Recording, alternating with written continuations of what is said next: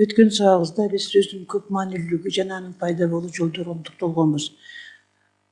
Дагы эске сала кетели. Сөздөр бир маанилүү жана көп маанилүү. Башкача айтканда, моносемия бир маанилүү сөздөр. Жана полисемия. Көп маанилүү сөздөр. Деп бөлгөнү билдиңер. Эми көп маанилүү сөздөрдүн кандай жолдор менен пайда болот экенин укканбыз. Биринчиси метафоралык жол. Экинчиси метонимиялык жол. Ал эми үчүнчүсү синекдохалык жол.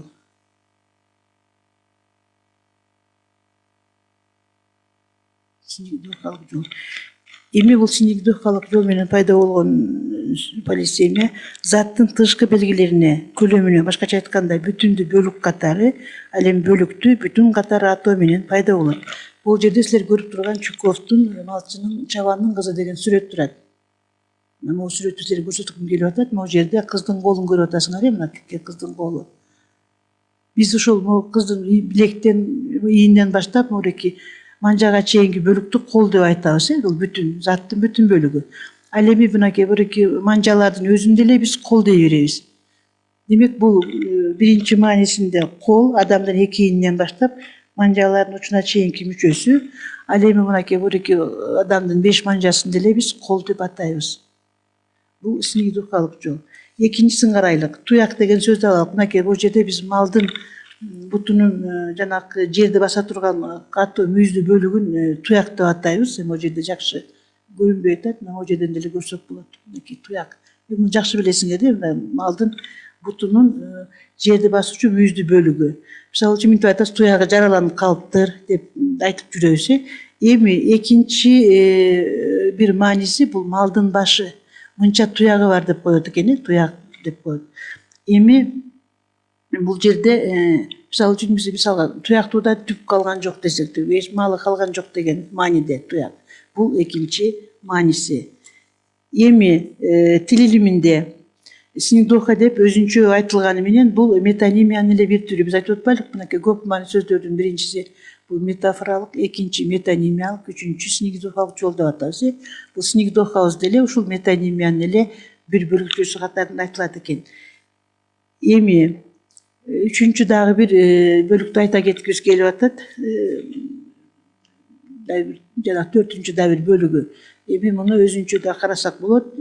Энчилүү аттардын жалпы ат катары предметтерди туюнтуп калышы дагы метонимиялык жолуна кирет. Мисалы үчүн рентген деген биз баардыгыбыз эле рентгенге түшүп жүрөбүз, ошол сөздү алалык. Рентген деген сөздү алалык. Мунун биринчи мааниси ушул окумуштуунун аты, бул немец окумуштуусу биринчи мааниси. Немец окумуштуусу. Кишинин аты, энчилүү аты, окумуштуусу. Ал эми экинчи мааниси рентген дегендин биз эмнеге түшүп жатабыз? Жанакы рентгенге тартылып кел деп көпчүлүк учурда эле жиберип атат го. Рентген экинчи аты, бул жалпы ат катарында ошол. Бул аппарат. Рентген деген аппарат. Биздин өпкөбүздү тарттырып жана башка жерлерибизди тарттырган аппараттын бир түрү айтат экен. Эми жыйынтыктап айтканда балдар, биз көп маанилүү бүгүнкү сабагыбызда көп маанилүү сөздөргө токтолдук. Демек көп маанилүү сөздөр метафоралык, метонимиялык жана синекдохалык жолдор менен пайда боло тургандыгын көрдүңөр.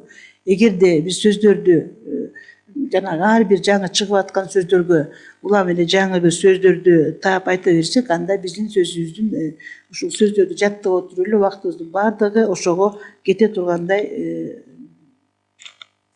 убакыт кетет экен. Эми кайталап айтып коелук. Заттардын пайда болушундагы метафоралык жол бул эмне эле?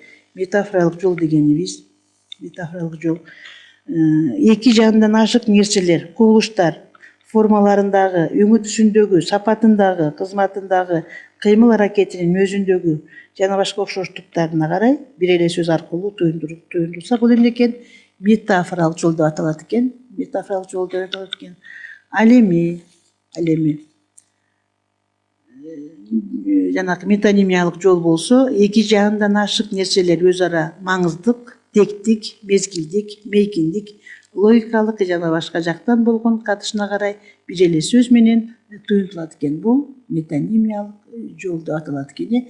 Ал эми айттык биз синегдохалык жол менен метонимиялык жол экөө мындай айтканда бирдей эле каралат экен, бирок синегдохалык жол болгондо демек тышкы белгилерине, көлөмүнө жана башкаларына карата бүтүндүү бөлүк катары, ал эми бүтүндүү бөлүк катары каралат экен. Жанагы биз могу жерде сүрөттөрдө көрсөткөн мисалдарда, мисалы үчүн карагыла мынакей. Бул жерде биз адамдын колу жөнүндө токтолдук, кол дегенди биз биринчисинде кол бул ошол жалпы айтылат экен. Ал эми биз мисалы үчүн мен манжамды кесип алдым деп айтпайбыз, мен колумду кесип алдык деп айтабыз. Бул ошол бүтүндүү жалпы катары, жеке катар же жекенин бүтүн катарында. Мисалы үчүн туяк деген сөздү жана айтканбыз, малдын жанагы бутундагы катуу жана мүйүз бөлүгүн туяк деп атат экенбиз. Ал эми биз малды айтабыз, малды деле мисалы үчүн туяктуудан түгү жок деп койсок, мисалы үчүн эч кандай малы жок деген маанини билдирет. Же туяксыз адам, баласы жок адамды дагы биз ушундай туяк деп айтат экенбиз. Мисалдарда бүтүн аркылуу бөлүк, экинчи мисалда болсо бөлүк аркылуу бүтүндү туюндурулду тилениминде. Демек синегдохо деп өзүнчө айтылганы менен бул метонимиянын бир түрү дээрлик айрымлайт деп айттык.